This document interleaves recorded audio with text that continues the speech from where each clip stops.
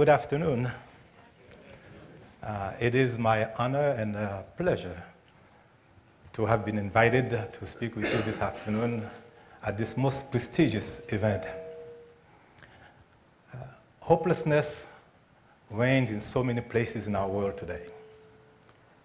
And Haiti is one of those places where it is a cultural norm.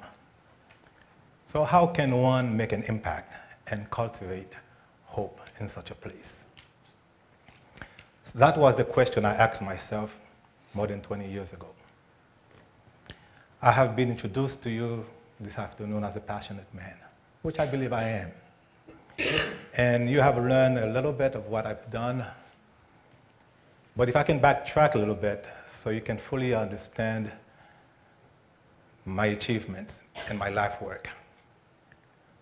You see, I was born into a very large family in Wanamac, Haiti.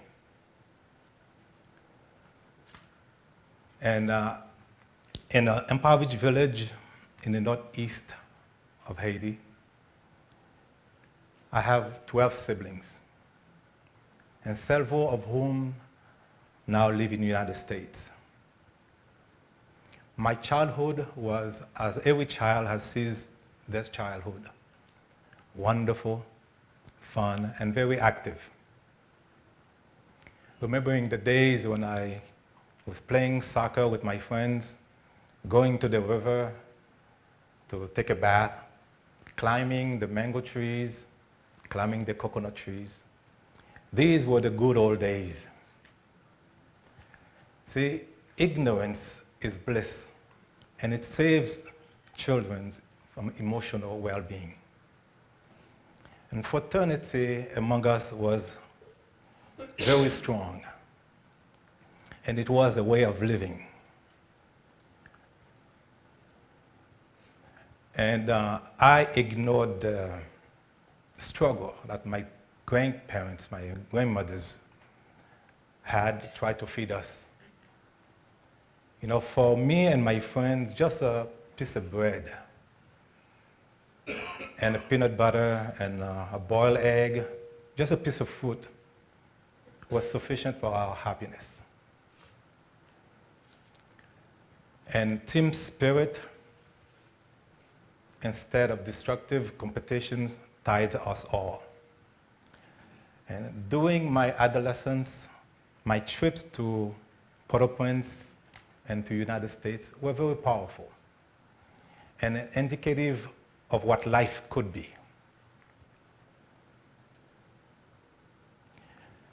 And I remember like being in Port-au-Prince, the affection that I received from my cousins and my academic success helped alleviate the harshness of life.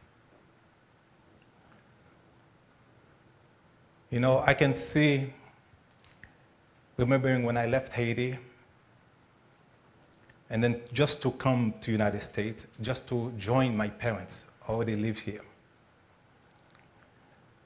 And how can I describe to you this shock of seeing for the first time the buildings, the trains, the supermarkets. And so different, the educational method. And of course, I can imagine it was unimaginable future, just to think of all these things.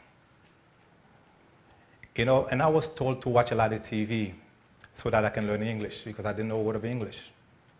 So I used to watch all the soap operas, you know, from the Young and the Restless, All My Children, As the World Turned, Days of Our Lives, All My Children, General Hospital, One Life to Live, as well as the Brady Bunch. But I also watch a lot of news. So one evening I saw in the news the big famine that hit Africa. And they were showing you the children that was being malnourished.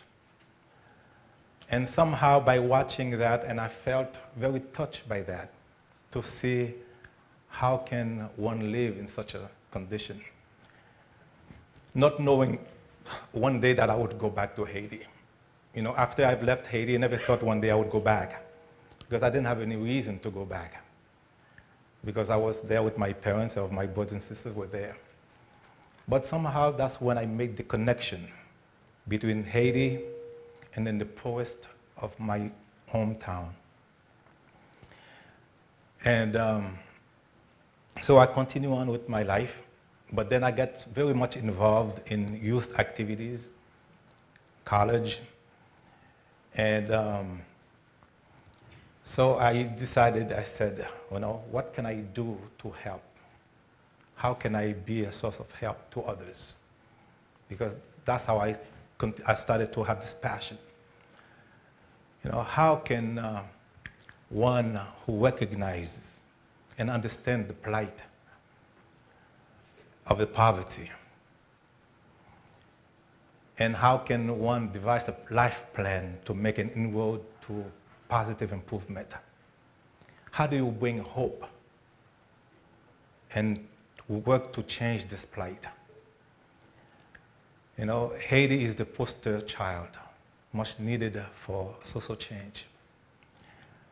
And as many of you have known, that Haiti is one of the poorest countries in the Western Hemisphere, with a population of 10 million people and illiteracy of 60%. The economic deprivation has been increased and remains gut-wrenchingly overwhelming. So how can one make an impact to help overturn the situation? But I can attest to the need for education, because I had a chance to leave Haiti and come to the United States. And after a couple hard years at City College in New York, where I graduated with an engineering degree, and it would seem that, would it not, that I had achieved the proverbial ticket to success. But I was settled with a job with Homes for the Homeless as a director of operation. Then the recession set in back in 1990. I lost my employment. Then I decided to move back to Haiti. You know, because I see there was nothing else that was holding me back, and knowing how my heart was feeling about the well-being of others, and how can I go and help my own country to make a difference in the life of others. So that's when I decided to go back to Haiti. And just prior to going back to Haiti, I founded this organization, a nonprofit organization called COSINA, Coalition of Children in Need Association. Just a way that to raise funding and to help with the vision that I have. And then going back to Haiti, facing the city, knowing the poverty, attesting to the need of the children, that I knew there was something that I could do to help improve the life over there. So then I start to think, how can I, with some friends that I've met here, and then start thinking, how do I bring some kind of life plan to start educate the children? And then to bring hope and educating them, so to give them the hope that they would desperately need. And then by just thinking, and then I had some friends, and we decided, I think the best thing to do is to build a school. Because we know by building a school, the needs were that they would be learning basic skills, technical skills, so that they could be gainful into society. And we knew absolutely they would need reading skills, math skills, language, and practical skills. And so we built a school. In 1994, we enrolled 84 children in kindergarten. Just kindergarten to start with. And every year then we would add a grade. And you know, like if you are a tree, for example, and then you are old trees and you are crooked, it's very difficult to make that tree straight. And the idea was to start with a young mind and try to guide them and give them the best of hope. And the class of 94, and that was the class of 94. And today, after 21 years, our school has gone to this size. We have 2,400 students.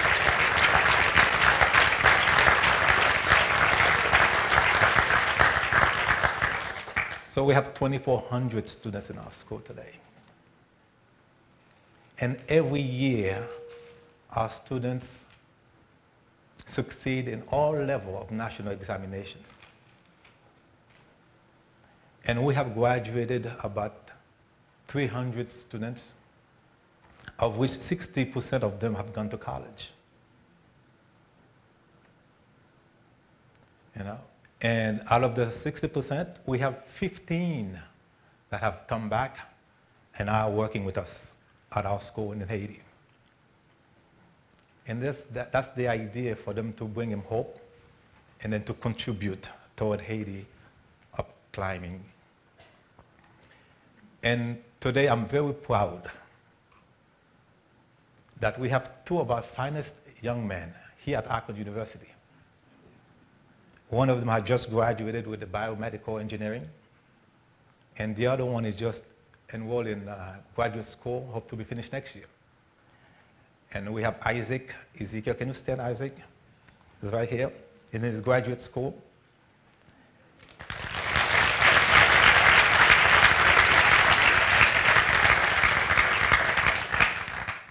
He was one of from the first class of 1994. So we're very proud of them and having them to be here today, and that's the hope for the future of Haiti. And by them coming back, they enrich our objectives. And with their latest knowledge in their respective fields. And they show that their desire and dedication to improve, which is make it possible to evolve, to build and improve other lives. So we are very proud of them today. You know, one thing led to another. After the school, then we started a medical clinic. The technical school. And we knew that the kids, after they finish high school, if they are not able to go to college, then they need to learn skills. And for them to be again gainful into society. So we have them going to technical school. So we start that. And then after that, we start a medical clinic. Now you would say, you know, what does a clinic have to do with school? But you see, if we are training minds and we're trying to educate children and they are sick, they're going to be useless. And you hear, like in a community in which I live, about 150,000 people, only one doctor at the time. So what happened when you're sick? You basically died. And you hear so many stories about people just dying for lack of medical care. But when it comes close to us having to see our kids, one kid, for example, in second grade, comes to school on a Monday, and then on Wednesday you hear that kid died due to a simple fever. Of course, that touches us. And one day my mother woke up with a stroke. And there was no medical clinic at the time for us to go to. And then by the time I took her to Dominican Republic, which is the country next door, within 24 hours she passed away. And so many stories you hear. So if you're not healthy, then you're not going to be good to society. So that was the need to build a medical clinic. And today, we are serving over 150,000 people in our community. We have one of the finest medical centers in our region. In addition to that, then we start thinking about other businesses. How can we build other businesses to help create jobs in our community, which is so desperately needed?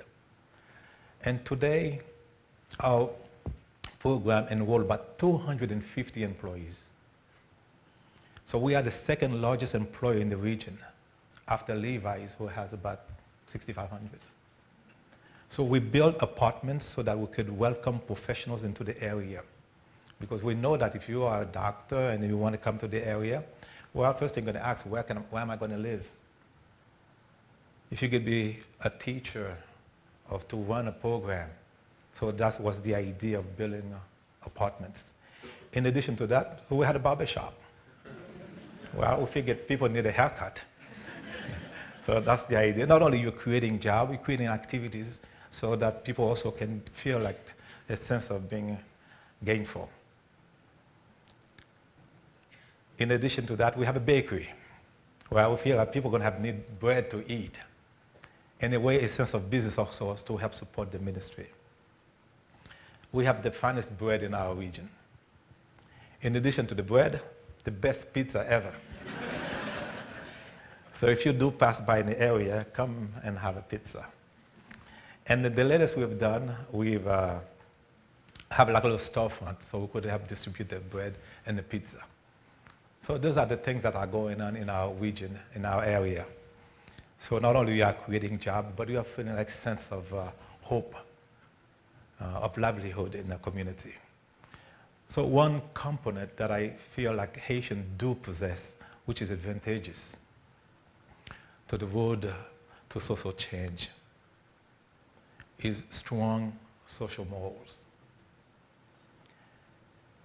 You know, it would be easy for outsiders to conclude that it would be impossible to believe in preaching goodness and hope. But I can tell you firsthand that no matter how desperate and discouraging that circumstances may seem, but hope prevails. And hope combined with education to learn how to help yourself is surely the path leading to improve, to make improvement into social. And improvements definitely will lead us to success. And I believe that by having these activities and creating a good structure for jobs and schools and education, that also will lead to a better life. And this is where we stand today in giving hope to a new generation. Thank you.